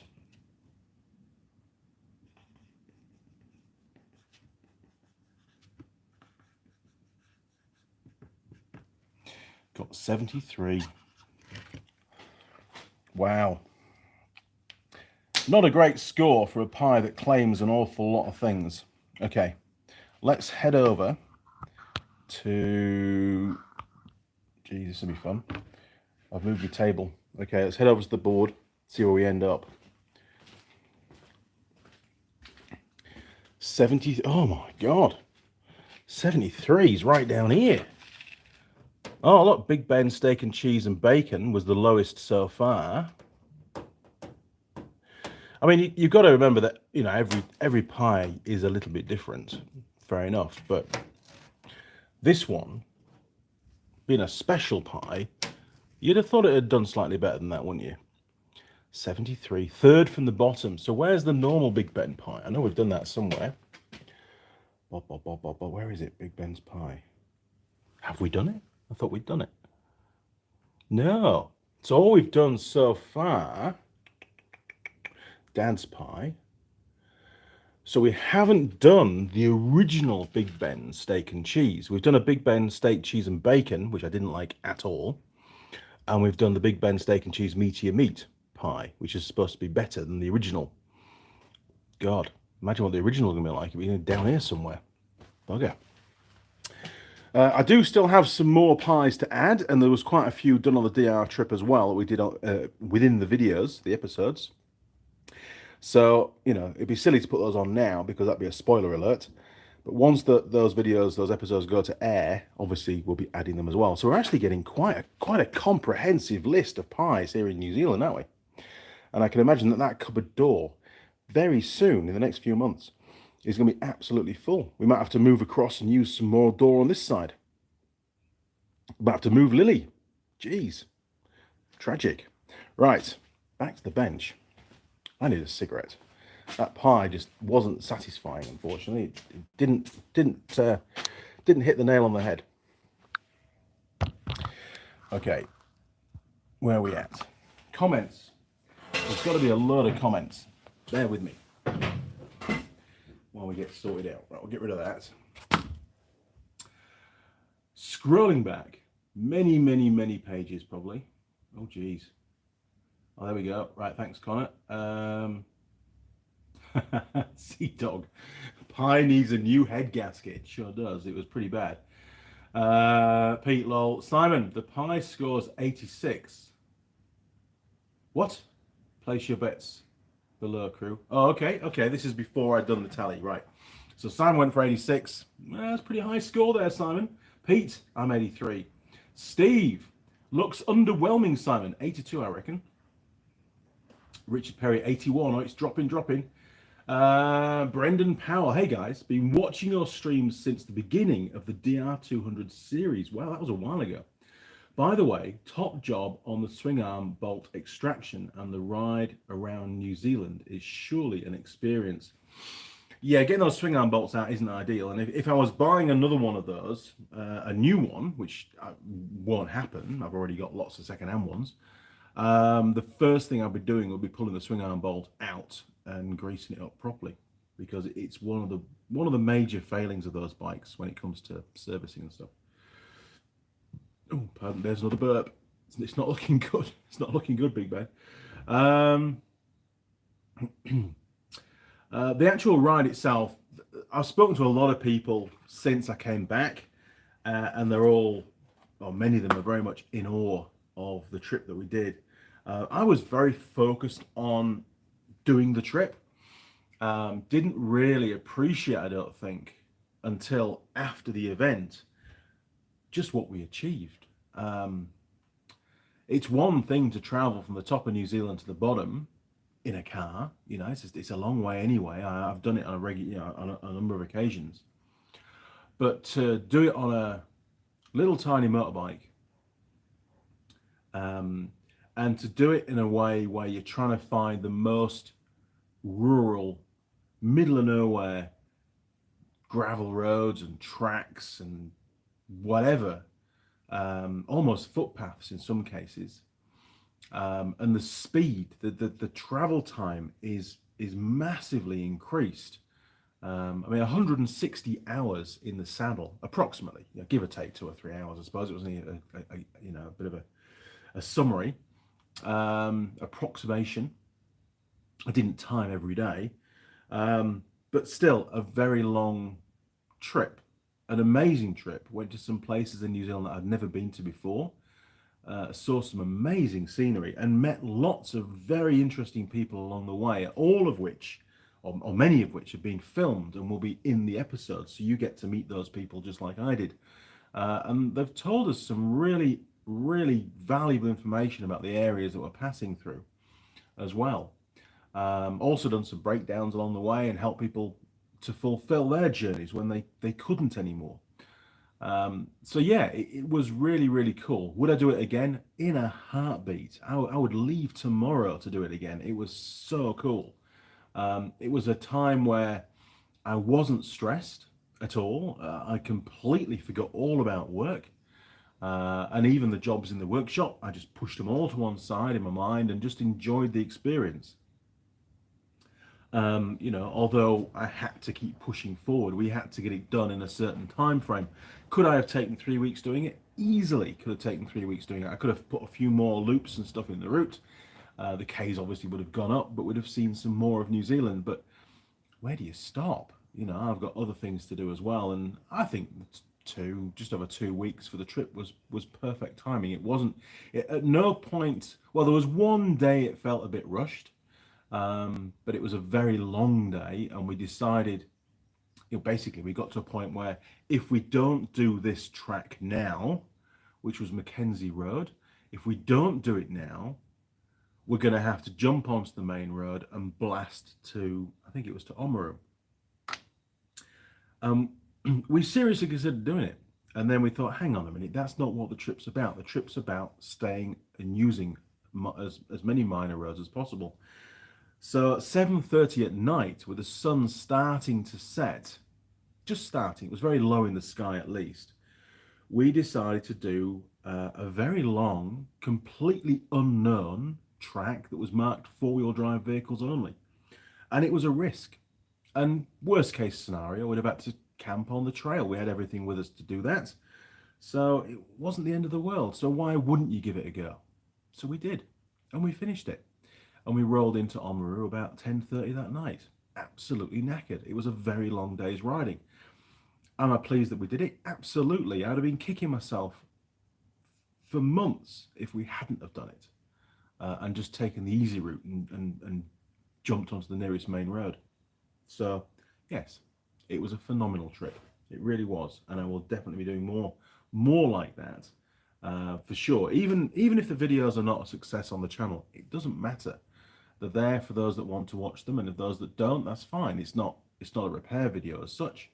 It doesn't really fit in that well with what the channel's all about, but I like to do those trips and I like to share them with some of the viewers. So it's entirely down to you guys whether you watch them or not.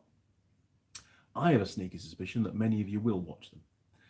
And I'll try and edit them up in a way which it's going to be very difficult because there's so much content that I want to include, but I don't want to make them boring, so to speak, you know, or for the series to go on for a year.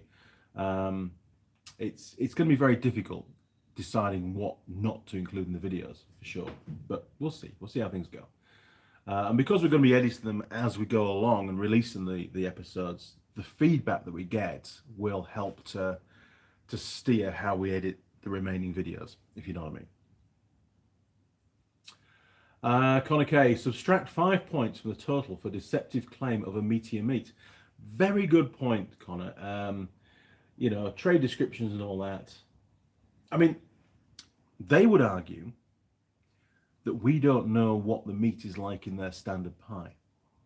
So therefore, how can we argue the fact that the meat in today's pie isn't meatier than what they had previously?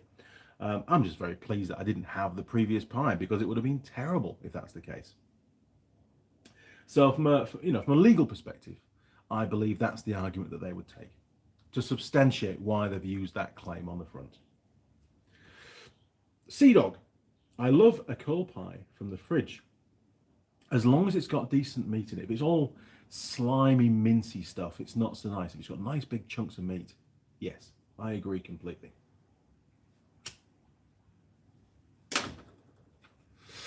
Talking of smoking on YouTube, from what I've seen so far, only myself and Steve from Simply Diagnostics will actually light up a cigarette on camera.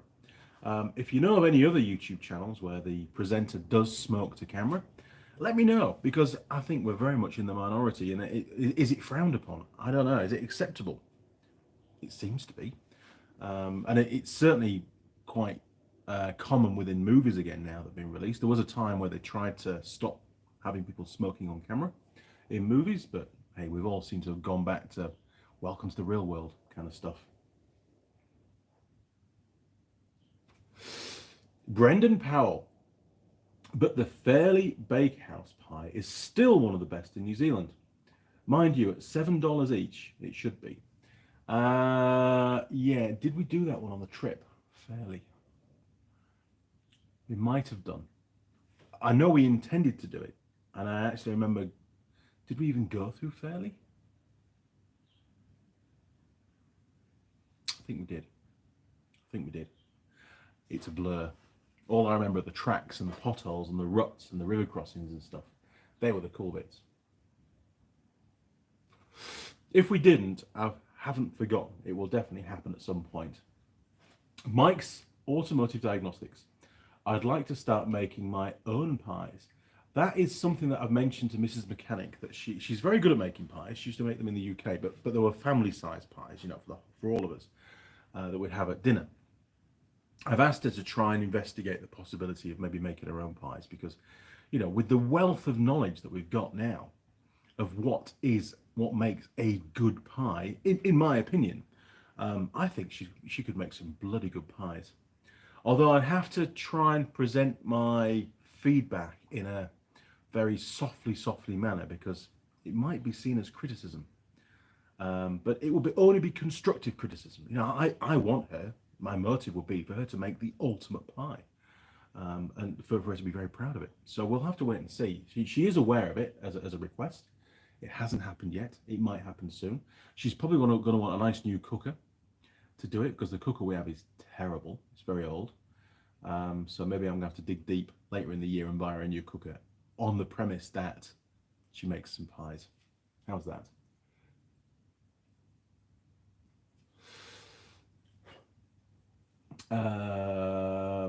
Pete, Andy, I would hate to see the less meaty meat. Exactly that. I think that was pretty poor. Big Ben, sorry. Mike's Automotive Diagnostics. I have a side of beef and a whole hog in my freezer. I think we have 2 pieces of chicken in our freezer at the moment. It's payday tomorrow. Woohoo! Go shopping. Sea Dog 4109. I was doing a delivery to a small bakery once, and one of the packages was pie filling. I noticed one of the ingredients on the sack was blood plasma. That's the gravy, folks. Oh, I feel ill now. What the hell? Steve, on that note, 73 is a fail. It sure is a fail. It wasn't a very...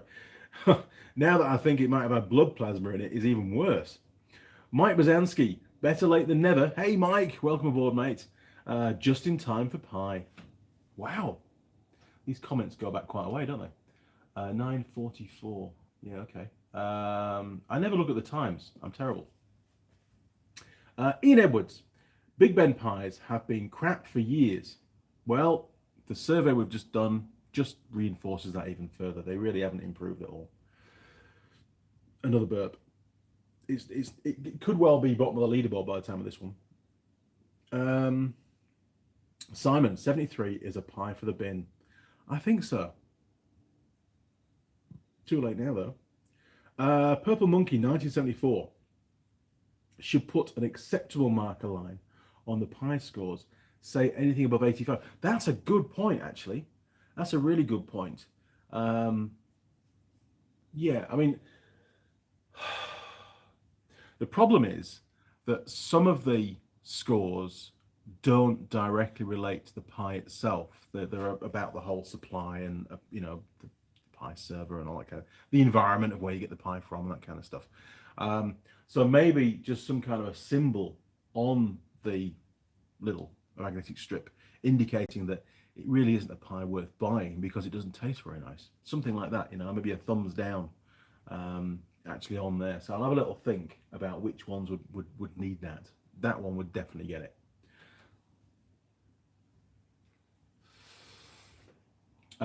So yeah, very good idea actually. Doctor of Computers, hit the like button. Yes, please. Thank you, guys. Oh my word. Right, we're back to the bottom. Simon, how about 2 versions of the vids, a full length and a 25-minute short? Yeah, believe it or not, the editing process needed, especially for the dash cam. The dash cam saves the videos in 1-minute chunks. It's just unbelievable. There's just thousands and thousands and thousands of files. So before we can start editing, those are all going to get dropped into the editor, per card, for example. And then they'll all be bolted together and rendered, so it makes a single video from the dash cam covering that period of time. The GoPro is the same. That saves, I think, it's pretty random. It's anything from like 10-minute to 25-minute chunks. So again, we're going to bolt all that together per card and render that. And then we can time sync it. And then I can start to chop and change between the various videos, the rushes. There is a possibility, and I was mulling this over, although it's going to require a tremendous amount of editing, a tremendous amount of uploading time, not so much editing, but was to put those full videos, so for example, day 1 morning, day 2 afternoon, without any editing at all, onto the channel, just as videos that people can go on and put on in the background. So when they're working in the workshop, they can just put it on the background. It might be 2.5 hours long, for example, and it can just play. And you can just really immerse yourself in the trip. But it would require an awful lot of upload, a hell of a lot, and it would add a lot more time to the whole thing. So that might come later on after the series goes out, so you can see a bit more of the behind the scenes stuff and things. I don't know yet how it's going to work. The biggest issue is time. If I had an editing team sat there in an office, like some YouTube channels have, then I could just give them all the rushes and say, hey, make a great series out of this. And they would, a bit like Motor Trend and stuff, they'd do a fantastic series out of it. But I have to do all the editing, although Mrs. Mechanic has said that she's going to step in and do these. I don't know whether that's going to happen or not. We'll have to wait and see. I mean, she wants to learn how to edit videos, and this will be a great way of doing it. So we'll have to wait and see. Now, I've got to scroll back a little bit. Bear with me, people. But yeah, you're right, Simon. That could be a good idea. Simon, I'd end up watching both. It's surprising sometimes how those long videos can prove to be really popular. It just depends how you watch them, doesn't it? If I'm working in the workshop and I'm a bit bored, I'll just fire up the laptop and put some James May, the reassembler stuff on, because that's really cool. I just like to listen to his voice in the background, and it sort of keeps me company. And that's sort of the premise that I was thinking about those videos, to be fair. There might be some editing going on. I might just switch one camera to the other during that 2-hour period, rather than have 2 videos, one of the dash cam and one of the GoPro. That would make it probably a lot more interesting, but still a nice long video. So we'll have to wait and see how things pan out. It will be quite easy to edit up though, because there'll be a lot less camera switches. Bruce, are you smoking? I'm smoking now. If Holly was there, I'd puff pass. Very good. Steve, cigarettes and coffee fits in well with the live stream chats scenario, I think. It's chilled. There's only you, and there's only you and I that does that, apart from Eric O on his What's Up Wednesday series. Does he? I didn't notice that. I didn't notice that Eric O smoked. That's interesting. I haven't watched any of his Watch Up Wednesday series for a long time, so maybe it's a new feature. When I first started smoking on camera, I was quite wary about the feedback, so it doesn't bother me anymore. It really doesn't, and I think it is part of it. This is me, so that's how it is. So thanks, Steve. Appreciate that feedback. Really, really informative. And I'll have to check out some more of Eric O's videos when I get a chance. I might even put him on in the background today. Actually, be good. Stithathan, are you from the UK? I am from the UK. I'm from Yorkshire. David Lane, 3,000. Andy, getting a white scum in the sight glass. Can't see the oil level. Ooh, that sounds bad. Sounds like you've got some water in your oil. Definitely time for an oil change, and you may have a water leak somewhere. Unless the vehicle's been stood for a very long time. Oil does attract the water, unfortunately, if it's been stood for a long time. Simon. An excrement emoji for the crap ones. I think that's a very good idea. Sithen, you from the Midlands, UK? Yes, from Yorkshire. Machine NZ, morning Andy and crew. Morning Machine. What time do you call this? You just got out of bed? What's going on there? Sithen, great channel by the way. Thank you very much. Appreciate that. We've been look at that, an hour and a half again. We're almost bang on. 46 viewers, which is pretty good for one of our live streams, and 39 likes. So a few more likes required, gentlemen, if you don't mind, if you feel it's worth it. Steve, I remember doing a What's Up Wednesday with him. His chat absolutely flies past. Loads of fun, lol. Yeah, I was watching one of Scotty Kilmer's live streams. I don't normally watch him, to be honest. I find him a bit too full on to watch. But it was a live stream, and the chat was just mental. How does he pick a comment? I couldn't even read them, they were going that fast. He must have some software that just grabs a comment every now and again, but at least mine's quite sedate, so it's quite easy to... I actually enjoy reading all of them, to be fair. Yes, it would be great to do a live stream with Eric O. It really would. David Lane 3000. It's air-cooled. Well, in that case, then, if it's air-cooled, that moisture must be just from being stood. It must be. Machine NZ, been working in the shed. I'll let you off then. That's a good excuse. I've been in the shed. Bruce Cleaver, Ari, the James May series. I like them. He does waffle, and you can tell the camera crew get pissed off, but it's a laugh. James May, he really knows how to work the camera very well, and I agree, his waffle, actually, it's quite interesting. He says some stuff that it's completely unscripted, I'm sure, and it just immerses you in what he's doing, and almost like what he'd be talking to you about if you were in the workshop with him and there wasn't a camera crew there. I think it's very genuine. I do like watching his and I've watched them many times, and you know what's coming up next. You probably pretty much, especially with the Top Gear stuff that he does. I've watched the Top Gear episodes so many times now with Ben over the years that we remember nearly all of it. We remember what they're going to say next, especially on the adventure trips that they do. But it's still good to watch. I enjoy it. It's very relaxing. Machine NZ, doing a bit of metal casting. Wow, aluminum.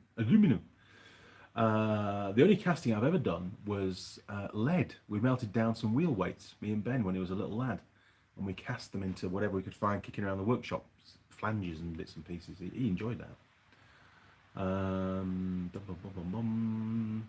Steve, he gave me an I love you cup on the screen. Oh, mate. That's the strongest kind of bond right there. Mike's Automotive Diagnostics. I don't watch Scotty unless I need a chuckle. Yeah, it's just not my cup of tea, to be honest. I just never really got into it. I like Erico. I think he's great what he does. I haven't actually spoken to Erico for quite some time. I hope he's all right. I hope I haven't offended him in any way. I don't think so.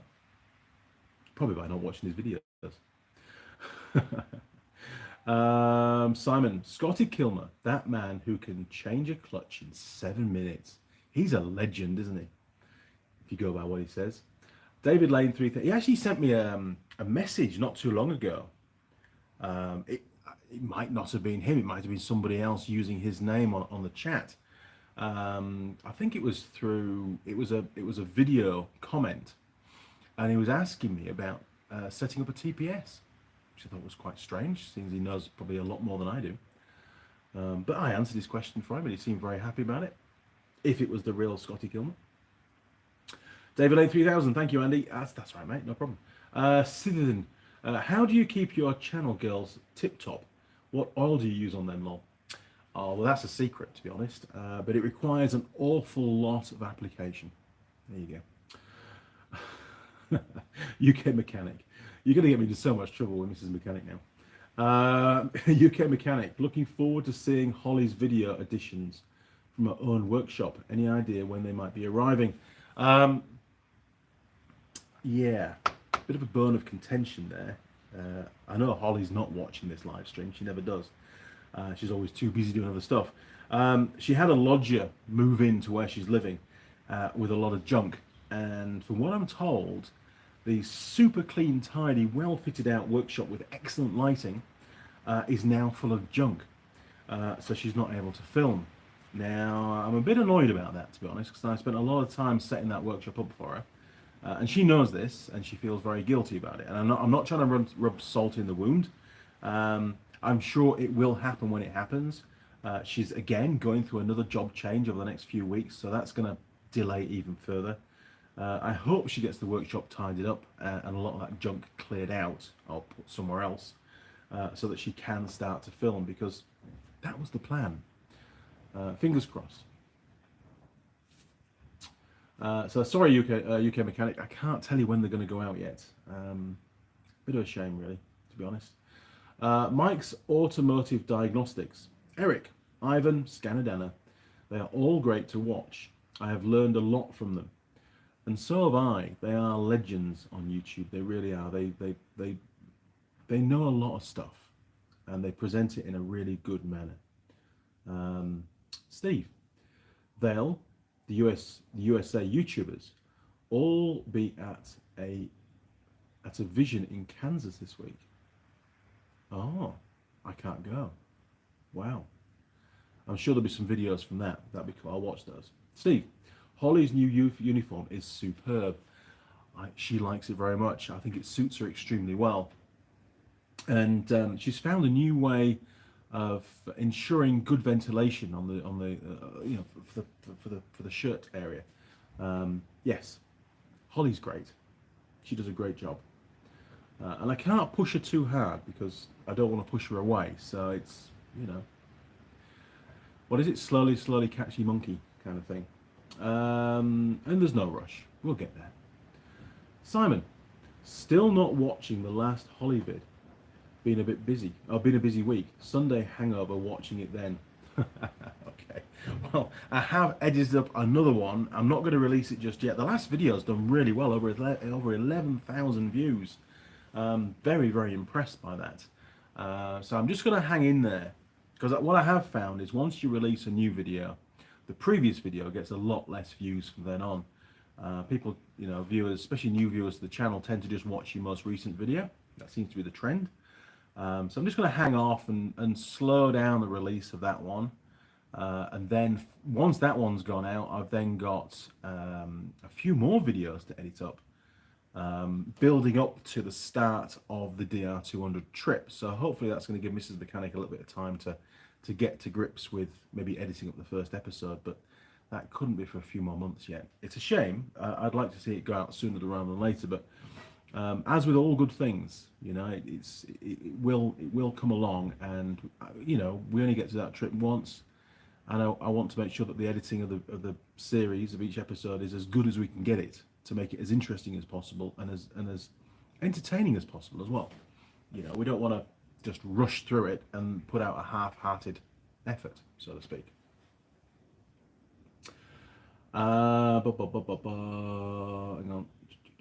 Steve, Vision is a massive trade expo and training convention. Oh, they'll definitely be there for that, for sure. Thank you, Steve. Pete, thanks, Andy. Had a great time today. Have a great week ahead and stay safe down there. I will, Pete. Thank you very much for joining us, and you've been with us for the whole live stream, which I really appreciate. A bit more spam. Mike's Automotive Diagnostics. Steve, I was hoping to make it to KC, Kansas City, for the expo, but I can't get time off work. Okay, well, I can't leave the country, so I can't go. Okay, crew, I think we've caught up. I shouldn't really have any more cigarettes. Oh, Steve, while you're still there, good job, mate. See, got your coffee. I was drinking that this morning. It's still nearly full, to be honest, so I ran out of time.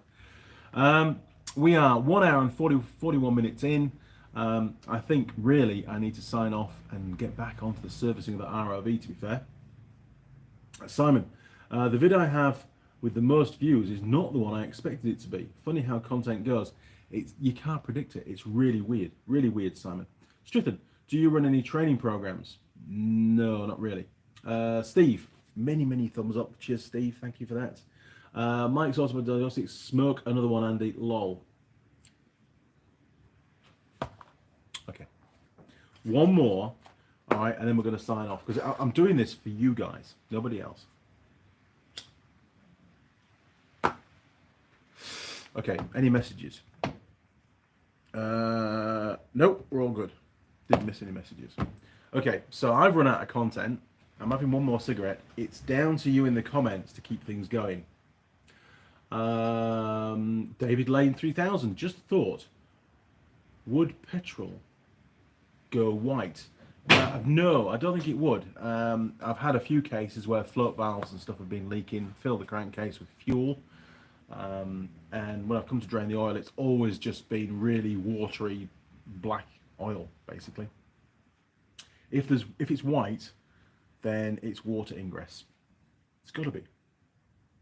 But has it been stood for a while? That's the question. You know. Where are we now? So,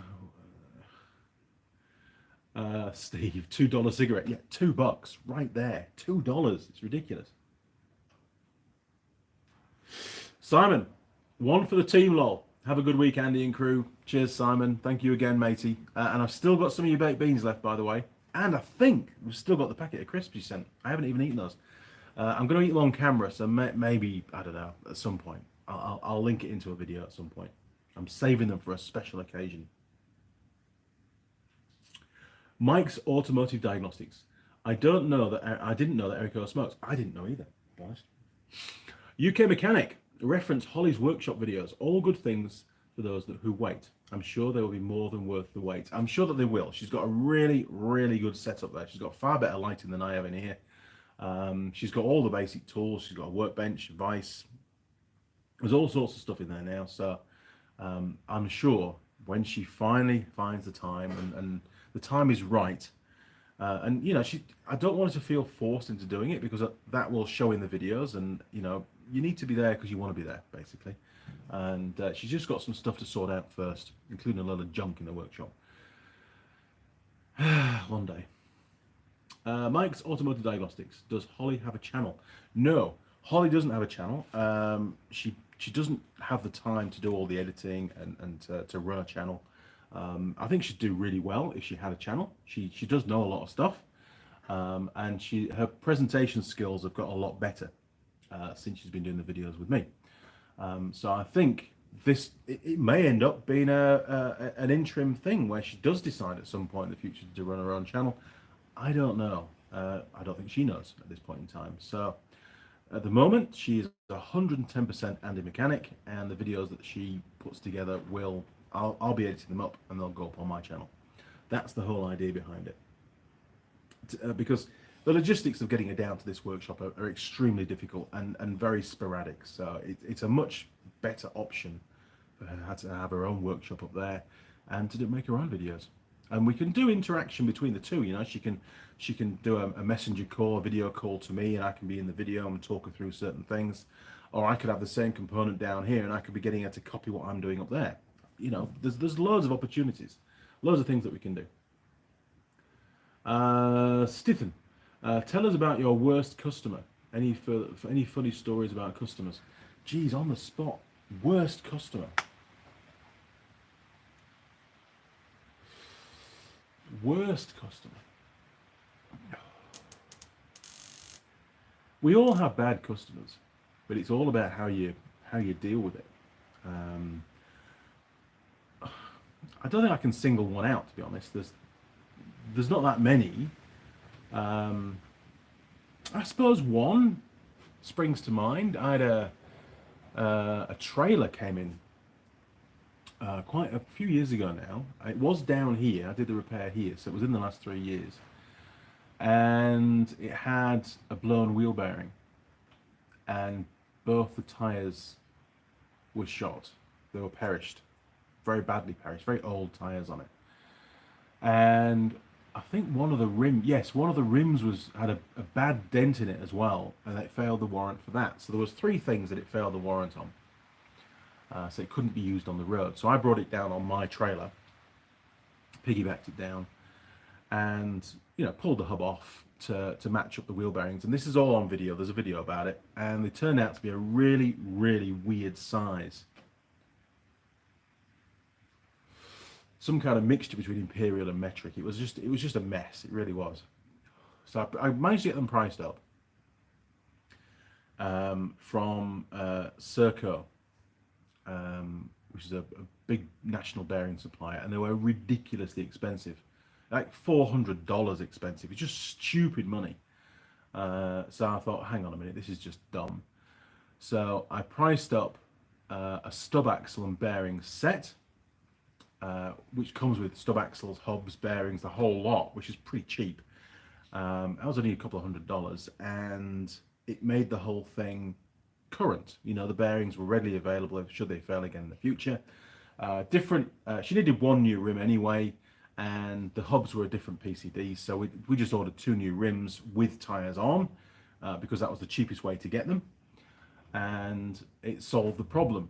And it basically refreshed the trailer. Basically, I made a whole new axle for it. There's a video on it, and built it all up. Did a video on how to make a trailer axle to get the stub axles all lined up and everything, so that they're nice and parallel. And no, New Zealand and English trailers don't have any towing.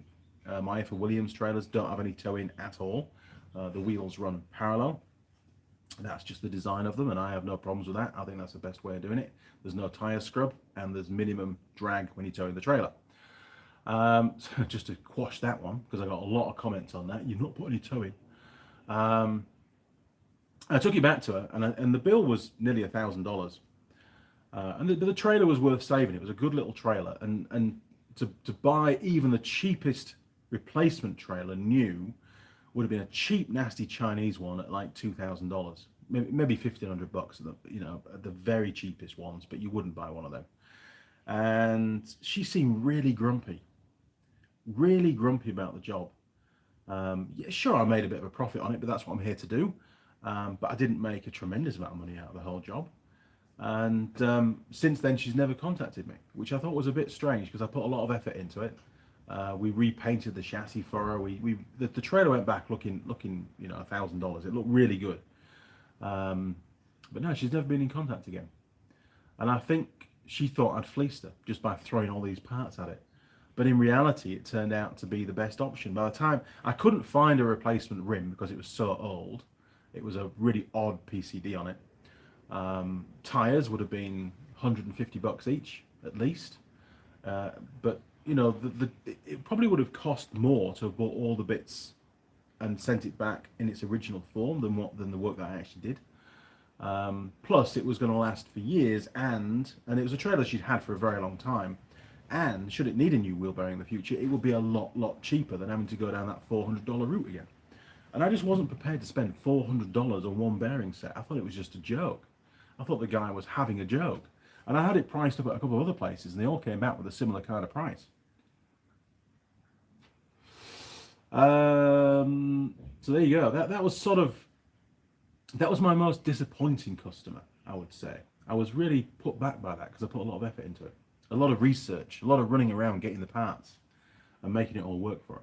And you know, not only that, but bringing it all the way down here and then taking it all the way back to Auckland again as well. There was the logistics side of it as well. But she just didn't seem very happy. Oh, and I rewired all the lights, because I rewired all the lights for her because they were a bit dodgy as well. And a lot of it I didn't charge her for because it was on video, you know. Oh, hang on. I've got to scroll back. You guys have been going full ball with the comments. Right. Steve, I may have let the cat out of the bag with that. Let's forget it. Let's forget I said it. Oops. Okay, it's all forgotten, Steve. Pete, David, change the oil and a filter. Run it and then change the oil and filter again. Yes, you're going to have to change the oil. You can't have it running with water in it. David Lane, yes, I've been doing the bike up. Good job. John, did the Honda get its cert? Has Alan put some miles on it yet? Yes, Alan has put some miles on it yet, but on a trade plate. He's not done the paperwork side of it yet, but he does know it has to be done. That's part of the deal. Roger, enjoyed. Thanks, mate. Have a great week, everyone. Thank you, Roger, as always, for joining us and for all your support. I really appreciate it. Springy, it's only 98 pence, 2 New Zealand dollars. Yeah, no, 98, a quid for a cigarette. Crazy. Roger, I have space for Holly. See, Roger's still here. I have space for Holly. I'm sure you do, sir. Tim, it was the first vid I saw on the channel. Thank you, Tim. Mike's Automotive Diagnostics. Time for more beer and a smoke. Well, not for me. I've got to focus on getting this ROV service now. I'm going to be behind schedule. Simon, I know the feeling when a customer thinks you've ripped them off. When you've gone way beyond what was asked and kept the bill down. Yeah. I mean, the flip side of it is that the video of doing the axle, making the axle for the trailer, has been very, very successful and continues to be very successful. And the revenue that's created is far more than that job would ever have created. So, you know, all in all, I've been well compensated for the work that I put in, but it still gripes me a little bit that the customer thinks I ripped them off. It's never my intention. I always try and do the best for the customer, and my decision to do what I did was made as if it was my trailer. And she was kept in the loop all the way along as well. It wasn't like I just went away and spent all the money and then issued her a massive bill at the end of it. I think she just thought a bearing, maybe even a bearing tighten up, just to reset the preload was all it needed. But in reality, it needed a lot more than that. It was in a pretty bad state, was that poor little trailer, to be honest. And she has a nice car and a nice house. It's not like she's short of money, you know. I don't know what the problem was. Smith, interesting story. You can't satisfy the unsatisfied. It's weird because she'd been a customer for years, and I'd done little bits of work on the trailer previously for her, and an insurance job as well a few years before that, and she always seemed really happy. But that time round, maybe she just felt I overstepped the line, or maybe I just caught her on a bad day. I don't know. Stithen, you seem a fair chap. I try to be. UK Mechanic, Simon Raw, I've been there so many times with customers over the years. It's just part of the job, isn't it? You can't, like Simon says, you can't satisfy everybody. You're always going to get customer expectations sometimes are very, very different to reality. And no matter how much you try to educate them and explain things to them, you just can't bridge that gap. It's just the way it is, you know. And I've always gone by the rule not to make the customer's problem your problem. You know, you can give them the advice, but ultimately they have to make the decision. They have to decide what they want to do. And sometimes there is no cheap option. Just the way it is.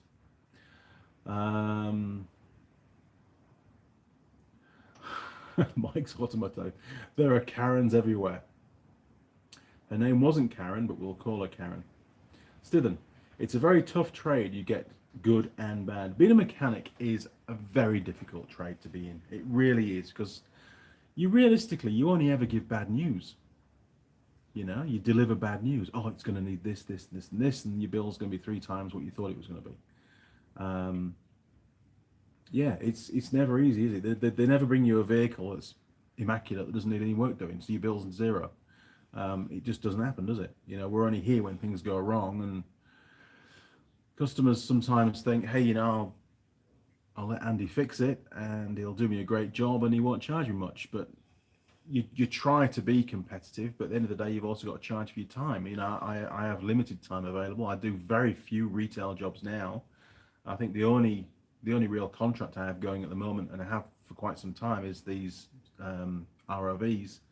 And that's enough for me. I don't have the time to do anything else. I do get asked, you know, people in New Zealand say, where are you? Well, you know, where do you live? Oh, you're not too far from me. Could you do this for me? And it's like, well, I can't. I've got too much stuff stacked up already, too many projects to finish. It's just not an option. So I just don't really do retail work anymore. Oh my word. Simon, on the flip side, you get customers who think you're a legend.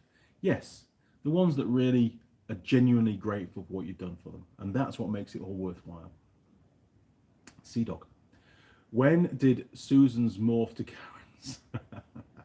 Adam Flynn, new name. Have a dirt bike with fuel pump working but no spark. I've replaced basically everything. My last ditch effort is on the condenser. Right, so it's got points, yeah? It could be if you've got no spark. If it's got a point system, it's a very easy system to test. So, you know, dig deep, have a look through. There's a couple of videos that I've done on points, not many. You could have a look at the CB750 point setup, and I think there's a couple on Ben's Ute as well, going back a bit. I do intend to do a really detailed video on points, using the scope and using a dwell meter that I've got. So I borrowed a dwell meter that's been here for over a year. Haven't done it yet. I've got almost everything I need to do the video. It's going to be more of an educational video, almost like I would do at Unitech when I was a lecturer, but I haven't had time to do it yet. But yeah, just, you know, check you've got a spark at the points. You know, turn the ignition on and put the points in the closed position and just flick the points open and close and see if there's a spark there. If there is, then it's most likely just the condenser, or you've got a dodgy coil. Now then, where are we now? Coil wire short to earth. So, there you go, Simon. Thank you. No points, unfortunately. What the hell? Why has it got a condenser and no points? That doesn't make any sense. Pete, I go by the promise less and deliver more, because a good deed never goes unpunished. Yes, I always try. I mean, when I'm servicing the ROVs, just little things like, you know, oiling the hinges on the doors, putting some of the black magic in the ignition switch so the key goes in nice, making sure the gear change is nice and slick, all the pivots are lubed up.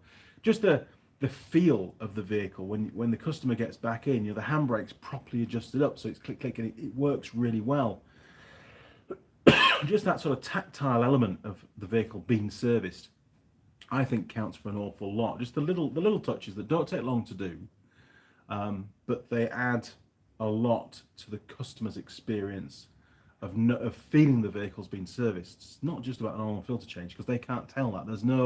You can't tell when you get in a vehicle whether it's had an oil and filter change or not.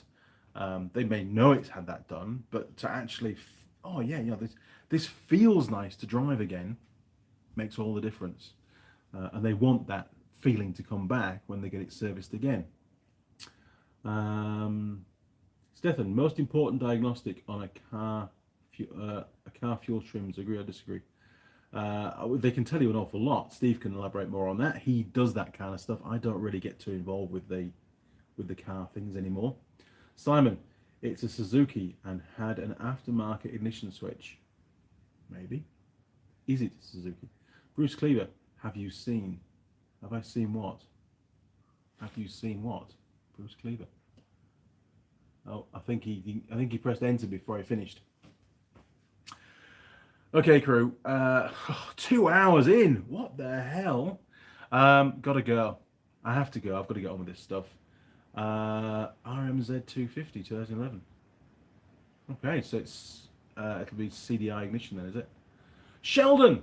Here we go. In relation to vehicle stroke bikes, we didn't ask them to buy it. They just asked us to fix it. Good call, Sheldon. It's their problem. We help them the best we can to get them back on again, but get them going, but it doesn't always work. Adam Flynn, yep. Steve, great stream again. Gotta go. Gotta sign off, people. Sorry. Good luck with your RMZ 250. It could just be the pickup coil then, but condenser? What the hell? Anyway, see you around, chaps. Thank you very much for joining, and see you next Sunday. Over and out. Cheers.